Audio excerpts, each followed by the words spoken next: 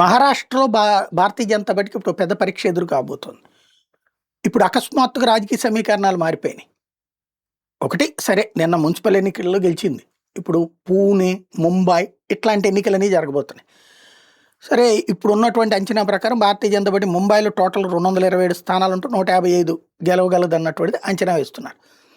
అయితే ఇప్పుడు అక్కడ కాంగ్రెస్ విడిగా పోటీ చేస్తుంది, శివసేన విడిగా పోటీ చేస్తుంది. అంటే మహాగఠబంధన్ విడిపోయింది.